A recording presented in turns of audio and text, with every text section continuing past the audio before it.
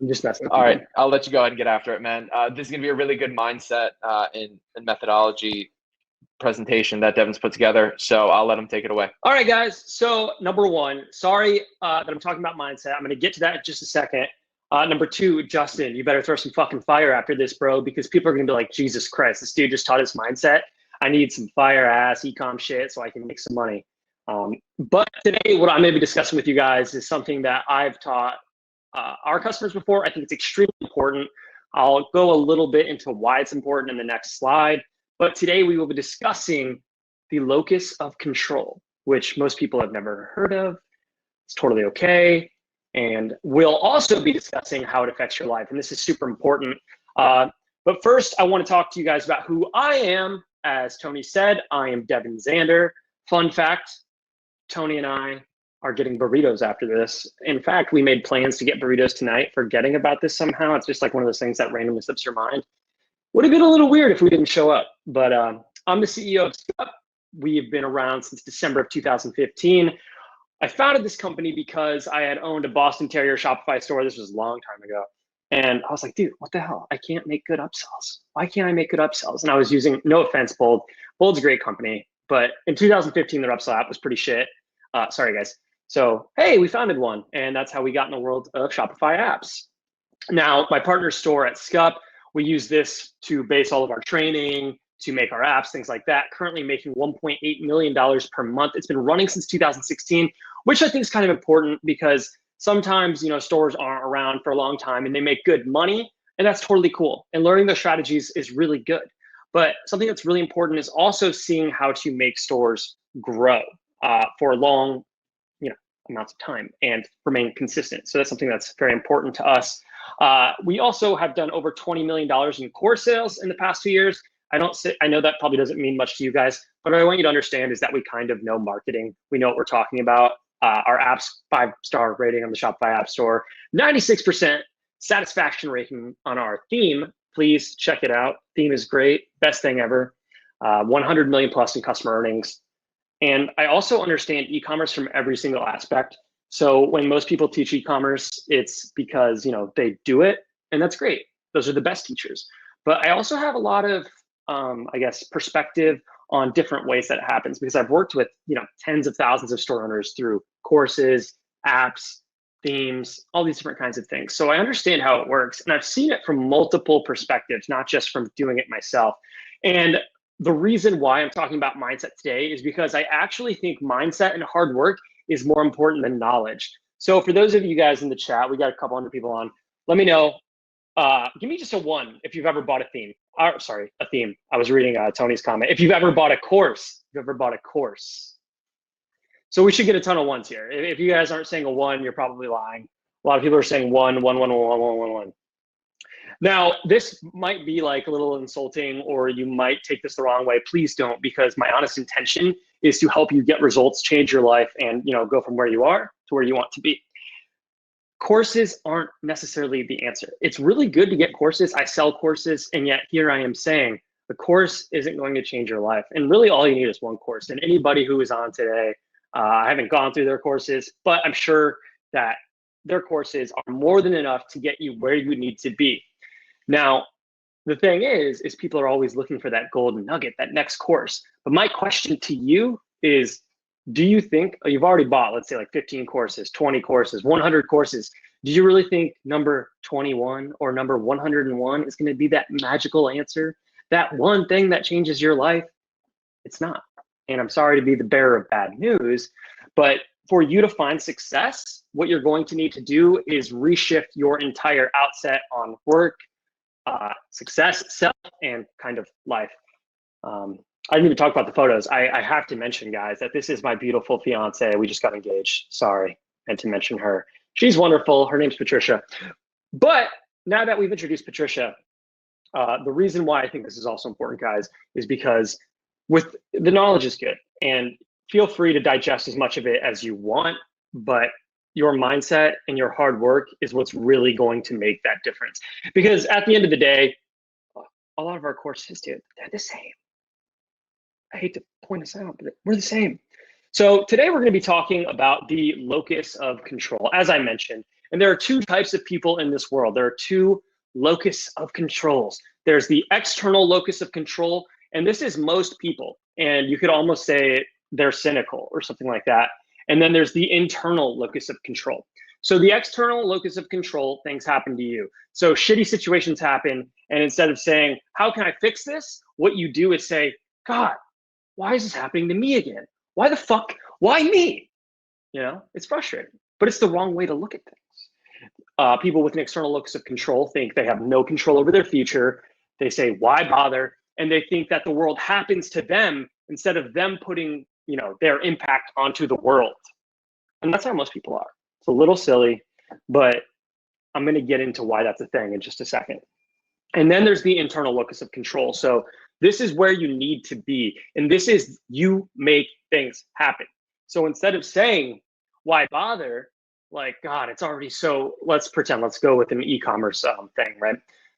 God, this niche is so saturated. Why bother? It's like, oh, fuck yeah, look what I can do. I'm going to get in there. I'm going to fucking do better than all these guys. I'm going to show them what's up, right? And by the way, guys, I did forget to mention this, but I can take e-commerce related questions at the end. So if you guys want to do e-com or marketing related questions at the end, let's do it. But we'll save those for the end there. And the most important thing about people with an internal locus of control, though, is they make things happen. They set out, they put their eyes on something, and they make it happen. Now, I want to give you a tale of two dogs. So this is a real story, by the way. I'm not just, and it wasn't me. I'm not the scientist. I'm not shocking dogs. But a tale of two dogs. A team of scientists put two dogs in two separate cages. And then what these scientists would do is they would ring a bell, beep, right? And when they rang the bell, the dog's floors would become electric. So it would shock the dogs. So dog number one in the first cage, they could escape, right? Like there's this partition in the middle of the box. And that dog, look at him, dude. He's like, he's got ups. He's over that onto the no shock side. Dog number two, there's a big X blocking him and he cannot escape. He just sits there and he gets shocked. Ah, poor dog. Like, kind of sucks. And what dog number two did, this is the dog who couldn't jump over to the other side, is he developed something called learned helplessness. And this dog endured pain even though he could escape at any time. Because later on, what the scientists did was they took dog number two and they put him in dog number one's cage. So this dog now has the ability to jump over the fence, to escape pain, to get away from the shock. But he didn't do it because he has that external locus of control. At first, he had no control over what was happening to him, right? So now, even though he does have control and he can escape the situation, he doesn't. He just sits there and he endures the shock. And this happens with like a lot of entrepreneurs. And I don't want to get into this too deeply because it's totally something that I'm not qualified to discuss. But a lot of bad shit happens to people in their childhoods and things like that. And they might have parents or something that say, oh, you can't do that. You're not good enough. Your friends tell you, oh, you can't do that. You're not good enough. And a lot of that comes from a place of envy because these people actually aren't strong enough to do it themselves. So they're trying to put you down. But because you've been conditioned that so fucking long and they keep telling you that, you're this dog. You're like, shit, maybe I can't. And then you just sit there instead of putting yourself out there and you endure the pain, even though you could escape at any time. And a lot of us have seen this image, right? Or you've heard it, you know, someone's given something similar to this, and it's the elephant that's attached by this tiny little stake. And look, this stake is like this big, right? It's in the ground a few feet. This is a gigantic elephant. He's thousands of pounds, but he thinks he can't move because he was trained to be this way. And this is how so many people are living their lives. And I see this every single day in all kinds of forms. So we have like tens of thousands of customers. And like I said, you know, we have people who buy our themes. We have customers on our e-commerce store. We have customers who buy our apps, our courses, like all these different kinds of things. And I see it. It's the learned helplessness barrier, right? So many people, and I'm just going to go with you guys as an example because a lot of you are getting into e-commerce. You want to start getting into it. And I'm not doing this to be an asshole. I'm doing this because you deserve success. And the first step to success is identifying these problems, identifying these barriers so you can destroy them and get to that pot of gold, right? Anyways, so all these people right here, there's this little wall. but they think they can't get around it. It's this small wall, but they don't realize because they're too lazy to go and peek around the corner. And they say things like, let's just wait here till they tell us what to do. Otherwise, we might get in trouble. But on the other side, it's just a literal pot of gold. There's nothing in the way. And I see this all the time, especially with the e-commerce coaching space. So many people have these silly questions. It's like, should I do CBO or ABO? Like that's being asked a lot. And hey, that's a fair question. But a lot of the time when you're asking this, you might be waiting, you might be pondering on it for days, weeks, a fucking month. But it's like, why didn't you just test it? And I know not everybody has money to throw around, but you think you can't do it. You think you're not capable of doing this yourself, but all you had to do was test it. And hell, maybe that pot of gold was right there on the other side, but still you have this learned helplessness barrier where you think that you can't do it for some reason. You think, oh man, there's nothing I can do. I'm stuck here. I don't know. It's totally obnoxious. And then there's like so many different things, right? This is silly because you're a pro, but what about the beginner? Well, here's the thing is you've already gone through the courses and stuff like that, right? You said you've gone through the courses. I asked that question. And like I mentioned, almost every single thing you need to know is covered in those courses, unless it's a really shit, awful course, which I don't know, maybe those exist. You will be able to just get out there and try it. And remember, what about the people who didn't have courses in the first place? They just went out there and did it. There was no roadmap. And this is that kind of question, right? You're thinking that you aren't in control. You can't get out there and make it happen. Now I want to talk to you or give you a little example about Muhammad Ali and Gorgeous George, okay? Gorgeous George, a lot of you guys don't know who he is. But back in 1960, I think it was 1960, don't quote me on this, Muhammad Ali was becoming a big deal. He had just won the Olympic gold medal and, you know, people were starting to hear about him. But he wasn't the household name he is today. And he probably never would have been if it wasn't for Gorgeous George. Now, don't get me wrong. He still would have been the best boxer, like, of all time. But greats come and go, and they don't really ring a bell or stick around like Cassius Clay and Muhammad Ali did. Now, the reason he did is because of what he learned from Gorgeous George, okay? Because remember, in the 1960s, after he had just won this medal, he wasn't huge yet. Nobody even cared about him. In fact, when he went back to his hometown after winning that medal, he wasn't even allowed to eat at the restaurant, right? Because it was whites only or something. People were assholes to him, even though this guy, he's one of the most famous people in the world now. But I got a quick video with you guys. I'm going to share it here, and I hope it doesn't bore you guys too much. I'm going to mute myself. He was not great at talker. He was not great at talker till he met Gorgeous George in Las Vegas. I saw a wrestler once named Gorgeous George, and the place was jam-packed with people. Cars was lined up for miles. They hated Gorgeous George. They wanted him to beat, but they paid $100 for a ringside seat. So Gorgeous George walked out with his pretty silver hair, and he was walking so proud, and people was woo, throwing popcorn at him. He said, "Ah, you bums." Ah, he was hollering at the fans. "Ah, I don't care nothing about you." And like, I can't lose. If I lose, I'll cut all my blonde locks in the ring. Look at my beautiful blonde hair. If he mess up this hair, I'll kill him. I'll annihilate the bum. But I can't lose. I'm the greatest.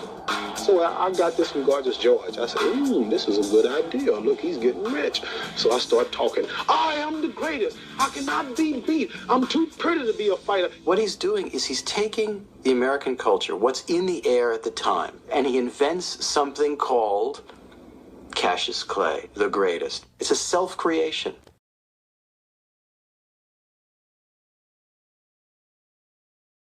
The birth of the guy that we know today. Now, there are two types of people, like we talked about. Muhammad Ali could have been like, man, I wish I was like Gorgeous George. I wish I was like that. I wish I drew crowds like that. I wish I had that attitude. I wish I was that person. But he did not do that. He said, I determine my future. Look what I can do. I make things happen. And he became the person that he is today. Now, he could have sat there. He could have been, why am I not this person? But he didn't, because you are in control of your life, and you need to let that sink in. So this goes back to one of the questions that we saw earlier, which was, this is silly because you're a pro, but what about beginners? And for that, I have an answer, because I knew people would ask that. Now, this is from the book Grit. I'll put that in chat, by Angela Duckworth. absolutely outstanding book. Okay, absolutely outstanding. And basically what this chart is saying is, and I'm going to go through it with you, so don't worry. So I'll help you understand. But what it's saying is effort is so much more valuable than talent. So it doesn't matter that I may be more talented or he may be more talented, because though, and obviously, you know, I'm not even in that part, but those who can put in more effort typically, now not all the time, some people are just fucking obnoxious, okay? But typically effort will outweigh skill, and the basic, or sorry, will outweigh talent. And the basic way that you can see this is that effort is in the formula twice. Now, talent times effort is how you get your skill level. So let's say that I have 3 times talent, but I have 10 times effort. And this other guy has 10 times effort, or sorry, 10 times talent. God, this part, I need to like write this down. I'm so sorry. Guys, this part, when it gets into the math, I always screw it up. So talent times effort equals skill. Let's say I have 10 times talent, but I have 20 times effort. So it's 200, right? And some other guy has 5 times talent, but 50 times effort. It's also 200, right? So even though the first guy is much more talented, since the second guy is much more effort, or putting much more effort in, he can achieve more, because then you get skill and then you multiply it again by effort, and that's how you get achievement. So I know this can be a lot of you guys' heads because it's difficult to explain really quickly, but the basic thing is effort appears twice in achievement. Now, this is not something that I'm just making up. Lot of research done by Angela Duckworth and her team. Absolutely amazing book. I definitely recommend you guys check out Grit. But the moral of the story is those who work harder often achieve more than those who are just talented. Now, if you have a talented person who also works really hard, then it's like magic, right? But effort is the most important thing that you could do in your business. And so many times people will ask this question: what's the minimum amount of hours I can put in to make this work? If you've ever asked that, it's like, but why, right?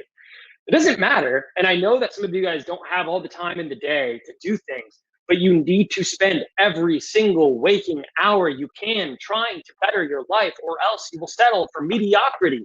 Because what people mean when they ask that question is like, well, how much or how little can I change my life, or how little can I change my habits and find success? That's the wrong question. If you want to change, you can't have those same habits, or else you're going to be the same person. I hope that makes sense. But someone's asking about the author, Angela Duckworth. It's Grit. I just put it in the chat for you guys. Now, I want you guys to know that the amount of wisdom, I guess, or how smart you are also isn't set. It's not static. You're not stuck at the level you are now. You can, and you probably do, get smarter every single day. Think of it as like a video game, okay? You play a video game a lot, you sucked at first, you got better, okay? It's the same with everything in life. It's the same with e-commerce. It's the same with just how strong or how good your brain functions. And it's all because of this thing called neuroplasticity. Now, we're gonna ignore this bottom part about things not changing, but if you want to get smarter, if you want to get better at things, your brain is ready to do it. All it needs is a little help from you. So here's how neuroplasticity works. Here's how you can get a little smarter, guys, is by doing synaptic activation. Now, you want strong and frequent activation. The way you can do that is by getting on events like this. Tony, thank you so much for hosting. Can't wait to get tacos with you later tonight. And what happens when you start to do this frequently, okay, when you start learning frequently, is synaptic structures in your brain start to change, which means your brain's making little new connections, everything's moving around in there, and everything's running a little more efficiently. Then these connections strengthen over time. However, there are issues. Now, seminar style training is not enough. No offense, Tony. What we're on now is like a seminar style training. And what that means is you cannot just go to a seminar one time and then expect to be smarter, expect to be different. It's just not how it works. You need to constantly reinforce what it is that you're doing. Now, there's 2 ways to do that. Number 1 is to keep researching it. Number 2 is to keep practicing it, okay? Absolutely huge. You need ongoing reinforcement. And then you can use things like technology to keep activating your synapses, which I honestly, like, I don't even know what that means. I'll be completely honest with you guys, and I'm not afraid to admit it. But applied learning is a must. Now, applied learning means two things. Number one, it means as you're learning something and you're like reading it, for instance, or you're taking Justin's training after this, you need to imagine how you're going to be implementing it into your life and into your business. And then number two is just actually implementing it into your business. But the reason it's so important is because learning is experience. How the hell is, who's switching my slides? You guys got to calm down. Learning is experience. Everything else is just information. So you can learn all you want, right? But if you're not actually implementing it, it's useless. It's just information, okay? And it's so great to know things, but it's like you're kind of wasting your time if you're learning things and you're not using it. It's like, well, I'll save it for a rainy day. Maybe I get on Who Wants to Be a Millionaire or something like that, right? It's like, it's cool. Don't get me wrong. It's cool, but it's not going to help you in your life unless you're actually implementing it. It's just information. It takes up space in your brain and it doesn't do anything for you. Final words. I really think this is true. It all comes down to how willing you're hard to work and how much you're willing to put in. And guys, I hope that you've enjoyed being bored by mindset and a little bit of science. But whether you think you can or think you can't, you're right. And that mindset is going to be huge in your success. And trust me, guys, I've been doing this a long, long time. All right. Whether you think you can, think you can't. Anyways, I didn't come up with that quote, but you did. Henry Ford, this guy, super cool. Never met him, but heard good things, heard bad things too. Who knows? What's up, guys? Let's do questions now. Someone says, can you introduce a book for mindset? I actually have a free book on mindset. I can do it as a handout if you want, Tony. I sent it to you earlier, actually. 100%. You cool with Everything that, bro? you put out is phenomenal, so I'm totally cool with it. Thank you for asking. Sweet. Ladies and gentlemen, the Success Handbook is going to be shared with you. So this is actually for people who go through one of our courses. So when it says stuff about the course, it says like the course title. You can just ignore that because just take it for what it is. I put that in the handout section for you guys. It's the Success Handbook. It's pretty cool. What's your biggest loss on doing e-commerce? Biggest loss? I mean, honestly, we haven't had much of a loss. The big thing, I guess last year, one of our suppliers totally like fucked up and we had to refund hundreds of thousands in orders. So there's that. Always fun. Yeah. No, cool guy. Oh yeah, you know what that's like. I have like you know something 50 about orders that. or 100 orders that just like haven't been shipped out, and I thought they were. That was a great time. Yeah, bro. It's a shame. All right, guys, come on. We got 4 minutes for questions, and then Justin's gonna come on. What's your Instagram? I don't do Instagram. I have an Instagram, but I'm not gonna give it to you because I don't really do it. I don't post, so I'd be wasting your time. How can you easily bounce back from failure and rock it again? Well, I'm glad you asked because I have a great recommendation for you, okay? It's this little book. It's called The Obstacle Is the Way. Back in 2015, I spent $50,000 developing a software, and I had no idea how to develop software. I didn't know how to do anything like that, right? And I was like, you know what, fuck it. I'm going to develop software. So I hired an engineer off Upwork. I didn't know what to look for. I didn't know what was going on. Like 6 months later, I was like, hey, so where's the software, dude? Because he'd been billing me $10,000 a month this whole time. And he was like, oh, one more day. And he wasn't like Indian or anything. I don't know why I did that word accent, but one more day. And I was like, dude, I need someone to help me. I need someone to look at this guy and see if he's actually doing anything. So I actually got David Abrams, Tony, to take a look at it. And it turned out the guy was an iPhone app developer, and he did zero work. So 5 months later or so, I was $50,000 gone. And back at the time, I only had like $100,000 to my name. So I know some people are like, well, $50,000, you guys are rich. Well, you know, first of all, no. Second of all, I didn't have that much money. And so I found this book that day because I was like, well, I have two options, right? I can be upset and cry about it, and that's not going to do anything. It's going to take up like your mental space, and it's like literally never going to give you a return. Being upset will never give you a return on anything. Or I can take this as a learning experience, get back at it and make something happen. And now we've got a software company that fucking kicks ass with tons of great customers. So it's pretty good. But what helped me make that shift is The Obstacle is the Way by Ryan Holiday. Now, this is an absolutely outstanding book. Any single person on this call who wants to be an entrepreneur, failures will happen to you. This call will get you through them every single time. I swear to God, I will literally, this is the book. This is the key, guys. It's insane. Okay. What was the first business book that inspired me? Oh, that's a good question. I think Rework by the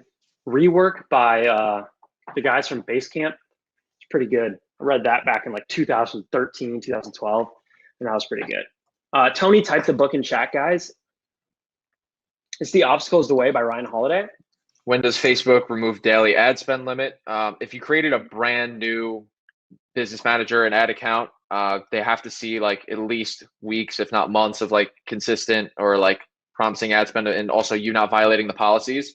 And then if you have an existing account where you already have, spent some money on it, or you've had it for a while, it's typically capped at 5,000 a day, which you can go ahead and request it to be raised.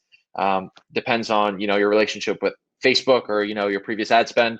But I've gotten my accounts raised pretty easily in the past. I haven't had too much of an issue with it.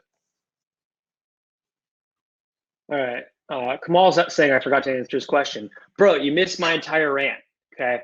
The way that you bounce back is you have to view failures as lessons, dude, because there's zero return on interest. Like, you can sit around, you can be upset, you can be like, oh, fuck, why me? Which, remember, the whole point of this was not to be this guy that deals with those upsets, or those losses and shit like that. But you're like, okay, well, what can I do about it? How can I turn this into a win?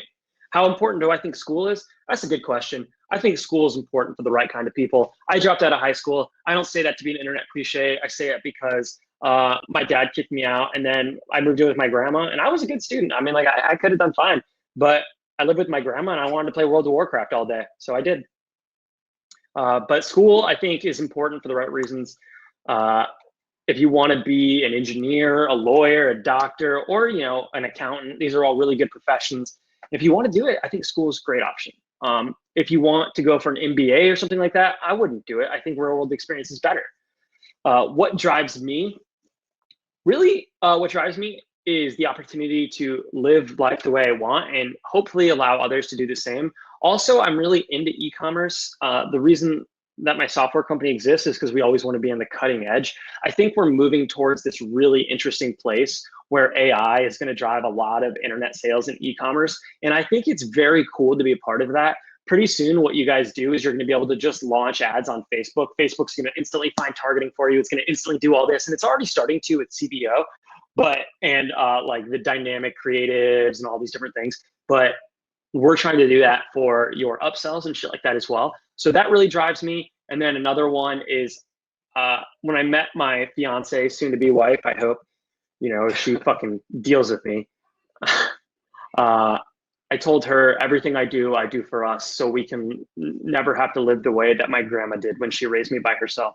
So there's that. Guys, there's more questions, but I got to respect Justin, and I'm going to let him on. Thank you guys so much for your time. I seriously appreciate it. You guys are all awesome. Round of applause for Tony for these events, dude. Doing them absolutely free to help everybody out there during these tough times. And guys, e-commerce is banging right now. So you guys are in the right place with the right people. You guys are all awesome. I hope you guys can look within when you're doing those external or fucking whatever, those external locus of control moments. Look within, recognize when this is happening, and then practice that internal locus of control so you can kick ass and dominate your life. Take it easy, guys. And thank you again, Tony, for having me. Of course, man. Enjoy your night, everyone. Thank you for showing up. I appreciate it. Devin absolutely killed it.